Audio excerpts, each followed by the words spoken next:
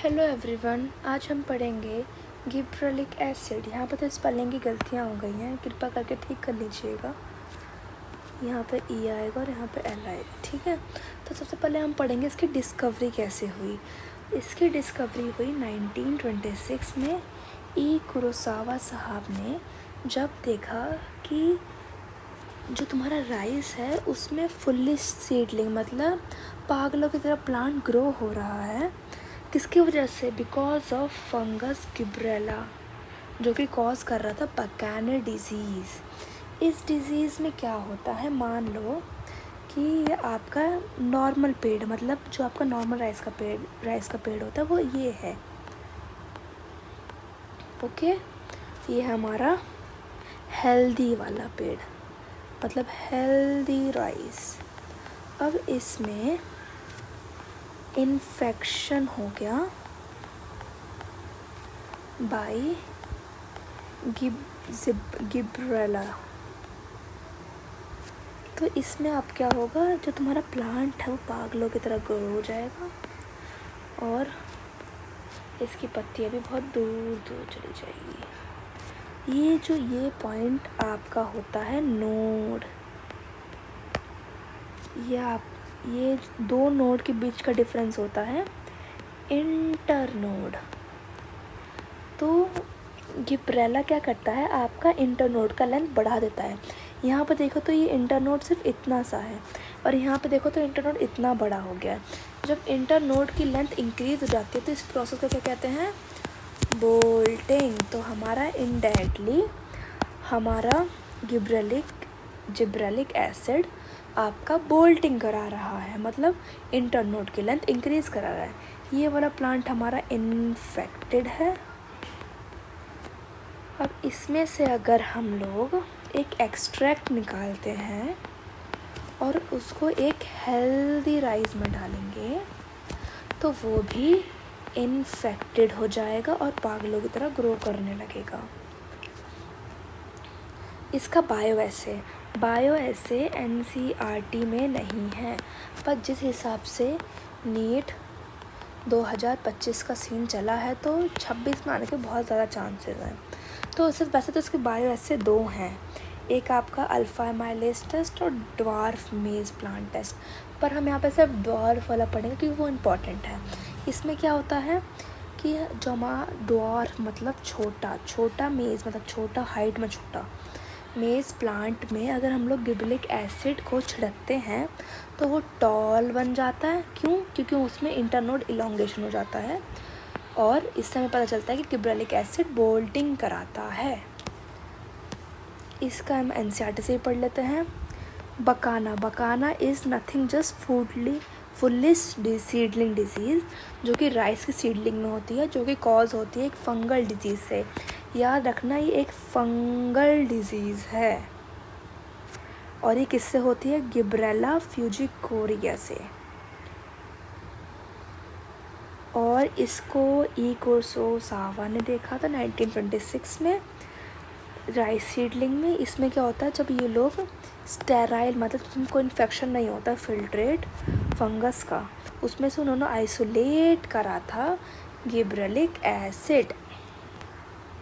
अब इसके पढ़ लेते फंक्शन क्या क्या होते हैं इसके फंक्शंस। पहले इसके बारे में थोड़ा पढ़ लेते हैं। ये हंड्रेड्स होते हैं, मतलब more than hundreds of gibberellic acid discovered हो गए हैं अभी तक। इनके नाम कैसे रखे जाते हैं, gibberellic acid 1, gibberellic acid 2 and डेस। इसमें से गिब्रेलिक एसिड 3 हमारा one of the initial discovered है और मोस्ट इंटेंसिवली या मोस्ट वाइडली, इंटेंसिवली याद रखना, एक्सटेंसिवली नहीं, इंटेंसिवली यूज्ड है, ठीक है। अब एक मोस्ट इम्पॉर्टेंट बात आ गई कि गिब्रेलिक एसिड एंटागोनिस्ट होता है एब्सिसिक एसिड्स के साथ। क्यों? क्योंकि हमारा जो गिब्रेलिक एसिड होता है वो ब्रेक करता है डोरमेंसी को और एब्सिसिक एसिड क्या करता है, हमारे सीड एंड बर्ड की डोरमेंसी कराता है। Body, seed and bird dormancy कराता है, ये तोड़ता है। तो इन एक करा रहा है, एक तोड़ रहा है, तो इनका फंक्शन दोनों अपोजिट है, और अपोजिट फंक्शन करने वालों को एंटागोनिस्ट कहते हैं। इसका मेन फंक्शन होता है गिबरेलिक एसिड का बोल्टिंग कराना, इंटरनोड की इलॉन्गेशन कराना, माल्टिंग कराना। माल्टिंग कराना मतलब तुम्हारा माल्ट बनाना, उसका मतलब स्टार्च को माल्टोज में चेंज करना। इसीलिए इसको बिवरेजेस बनाने में यूज़ होता है, ब्रूइंग इंडस्ट्रीज़ में यूज़ होता है। तो आपका सर्शन क्वेश्चन से भर भर के बन सकता है कि the gibberellic acid used in brewing industry, ये असर्शन हो गया, रीज़न हो गया बिकॉज इट प्रोड्यूस माल्ट और it produce maltose from starch. ये गिबरेलिक, ये आपका असर्शन रीज़न बन सकता है। अब इसके बहुत सारे फंक्शंस भी हैं, लाइक अगर बोल्टिंग करा रहा है तो उसकी लेंथ इंक्रीज़ करा रहा है। लेंथ इंक्रीज़ कराने के उसकी क्या क्या फ़ायदे होंगे? शुगर केन की हाइट इंक्रीज जाएगी, और शुगर केन कार्बोहाइड्रेट स्टोर करता है जो कि आगे जाकर शुगर बनाएगा, चीनी गुड़ ये सब बनाएगा। अगर उसकी हाइट बढ़ जाएगी तो कार्बोहाइड्रेट का कंटेंट बढ़ जाएगा, कार्बोहाइड्रेट का कंटेंट बढ़ जाएगा तो पक्की बात है कि उसमें शुगर बढ़ जाएगी, शुगर बढ़ जाएगी तो शुगर का प्रोडक्शन बढ़ जाएगा। तो शुगर केन की यह हाइट बढ़ा देता है, जिसकी वजह से उसकी ईल्ड मतलब प्रोडक्टिविटी बढ़ जाती है 20 टन्स पर एकड़, 20 टन पर एकड़ लैंड तक, 20 टन पर एकर्स, ठीक है। दूसरा है कि length of the grape stocks, मतलब ग्रेप की जो स्टॉक डंडी होती है उसको लंबी कर देता है। अब तुम सोचो अगर ग्रेप्स की डंडी लंबी हो जाएगी तो जो उसमें अंगूर है मतलब ग्रेप्स हैं वो ज़्यादा लटकेंगे, मतलब उसमें भी हमारी प्रोडक्टिविटी इंक्रीज़ हो रही है। और वैसे भी ग्रेप्स को तो हम लोग माल्टिंग के लिए यूज़ करते हैं, मतलब कुछ बिवरेजेस या ड्रिंक्स बनाने के लिए, तो उसके लिए भी प्रोडक्शन उसके लिए भी इंक्रीज़ हो रहा है। थर्ड, ये इलोंगेट, ये शेप इम्प्रूव करता है, इलोंगेट कराता है एप्पल के। अब तुम खुद सोचो कि अगर कोई टेढ़ा मेढ़ा सा आपके पास सेब आएगा तो तुम्हें उसको खाने में भी अच्छा लगेगा, और जब तुम खरीदोगे तो तुम उसके ज़्यादा पैसे भी देना नहीं चाहोगे, है ना। वहीं अगर तुम्हारे पास अच्छा खासा बड़ा सेब आएगा और उसकी शेप भी अच्छी होगी तो तुम्हारा भी मन करेगा कि वो खाओ, और तुम उसके लिए ज़्यादा पैसे देने को भी तैयार रहोगे, जिसकी वजह से इकॉनमी बढ़ेगी। तो इसीलिए हम लोग उसको छिड़क देते हैं कि उसकी शेप अच्छी बन जाए। और ये गिबरेलिक एसिड डिले कराता है सेनेसेंस, मतलब बुढ़ापा और डिले कराता है। बुढ़ापा डिले कराएगा तो तुम्हारा जो वो फ्रूट है वो पेड़ से जल्दी नहीं गिरेगा, पेड़ से जल्दी नहीं गिरेगा तो उसका जो मार्केटिंग पीरियड है, मतलब हम कितने टाइम तक उसको बेच सकते हैं, उसका टाइम बढ़ जाएगा। अब तुम खुद सोचो, तो तुम्हारा सेब है वो कुछ ही महीने में तो उगता होगा ना, कुछ ही महीने के लिए, लेकिन हमें 12 महीने मिलते रहता है। क्यों? क्योंकि वो लोग उसका बुढ़ापा आना कम कर देते हैं, जिसकी वजह से उसका बुढ़ापा नहीं आ पाता, वो पेड़ से अपने आप नहीं गिरता है, इसीलिए उसका मार्केटिंग पीरियड इंक्रीज हो जाता है, इसलिए वो हमें 12 महीने पूरे मिलता है। फोर्थ हो गया, फोर्थ है increase the internode length. Internode length दो नोड के बीच का लेंथ को इंक्रीज कर देता है। अब रोजेट में क्या होता है ना, जो तुम्हारा जो दो नोड होते हैं ना वो बहुत पास होते हैं, और तो उनकी जो इंटरनोड की लेंथ है वो इंक्रीज करा देता है प्रायर टू फ्लावरिंग, क्योंकि फ्लावरिंग की बात करेगा तो फ्लावर तो उग जाएंगे तो उसमें कोई फ़ायदा नहीं होगा, ठीक है। ये किस किस में होता है? बीट और कैबेज, इसकी इंटरनोड इलॉन्गेशन की वजह से फ्लावर और बन पाते हैं, और फ्लावर बन पाते हैं। इन कॉर्निफर मतलब कोन बियरिंग प्लांट, इसमें जो मैच्योरिटी पीरियड होता है उसको हेस्टन करा देते हैं। जो कॉर्निफर होता है, कॉर्निफर में कौन सा? जुवेनाइल, मतलब बच्चों वाला, मतलब जो अभी यंग कॉर्निफर है उसमें हम लोग गिबरेलिक एसिड छिड़क देते हैं, जिबरेलिक एसिड, तो उसका मैच्योरिटी जो पीरियड होता है वो हेस्ट हो जाता है, मतलब वो अपनी मैच्योरिटी जल्दी पाता है कि हाँ मैं जल्दी मैच्योर हूँ, जल्दी मैच्योर हो जाता है तो हमें जल्दी सीड मिल जाता है और हम उसको जल्दी बेच सकते हैं। अब एनसीईआरटी देख लेते हैं इसकी। Gibberellin are another kind of promotory है, ये पीजीआर है। इसका ना प्रिकर्सर टर्पीन्स होता है, याद रखना एनसीईआरटी में, एनसीईआरटी के लैंड लाना मैं भूल गई वो, इसका प्रिकर्सर टर्पीन्स होता है। और इसके ये जो more than 100 types of gibberellin है, जिसका नाम GA1, GA2, GA3 लिख रखा है हम लोगों ने। याद रखना कि ये फंगी है। और ठीक है, और हाउ ओवर जो गिबरेलिक एसिड 3 है वो फर्स्ट गिबरेलिक एसिड है, डिस्कवर्ड हुआ था और रिमेन मोस्ट इंटेंसिवली। मैंने बताया था कि मोस्ट इंटेंसिवली, एक्सटेंसिवली नहीं, मोस्ट इंटेंसिवली। ये बहुत अच्छी बात है कि all the gibberellic acid are acidic, acidic, acidic. सारे के सारे गिबरेलिक एसिड एसिडिक होते हैं, याद रखना। और अब they produce wide range of physiological response. हम लोग देखते हैं कौन कौन से रिस्पॉन्स कर रहे हैं वो लोग। तो their ability to cause increase in length of excess and use to increase the length of the grape stocks increase होगी, ज़्यादा ग्रेप्स लटकेंगे, ज़्यादा प्रोडक्टिविटी होगी।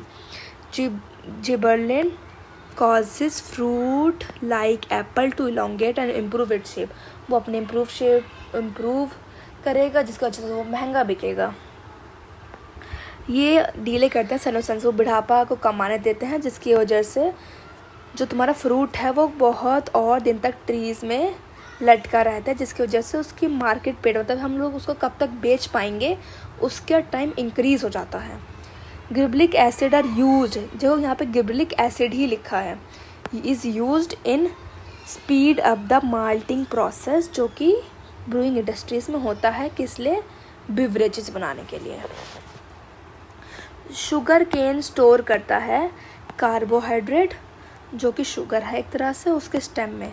अगर हम उसको स्प्रे कर देते हैं शुगर केन को विद गिबरेलिन, तो उसकी लेंथ इंक्रीज हो जाती है, जिसकी वजह से उसकी ईल्ड, मतलब प्रोडक्टिविटी इंक्रीज हो जाती है। कैसे, 20 टन्स पर एकड़।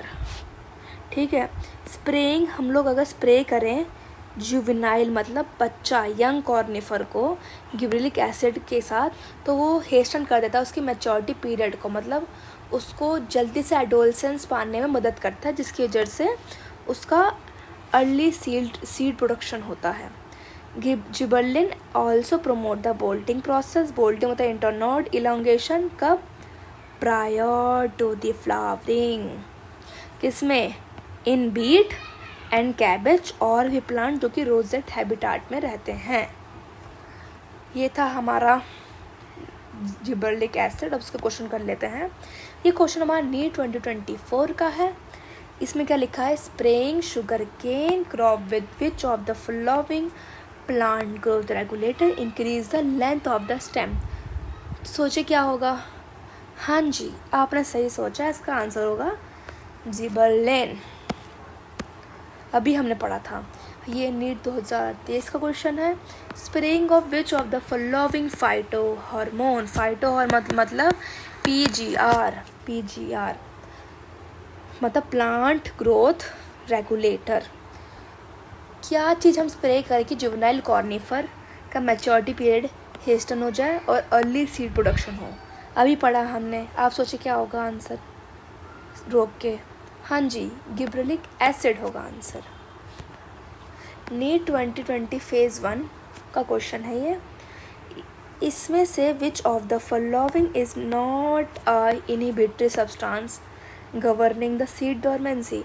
ये वाला डिलीटेड है टॉपिक, क्योंकि ये जो सा लिखा है ये वर्नलाइजेशन है लिखा है, पर मैंने अभी आपको बताया था कि not an inhibitory substance governing seed dormancy, मतलब इसमें से कौन सा है जो सीड डोरमेंसी को नहीं रोक रहा। तो कौन नहीं रोकता, गिबरेलिक एसिड, क्योंकि वो सीड डोरमेंसी को ब्रेक करता है, मतलब सीड डोरमेंसी नहीं होने दे रहा, उसको तोड़ रहा है।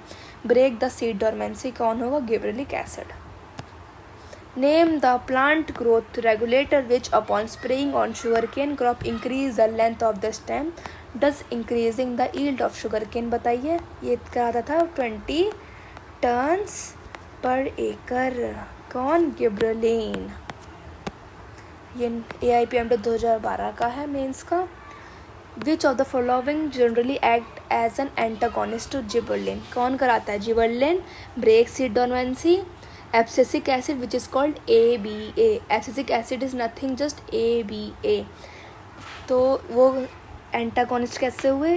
गिबरेलिक ब्रेक सीड डोरमेंसी और abscisic acid induce seed dormancy. For the notes you can join my channel here. Thank you everyone.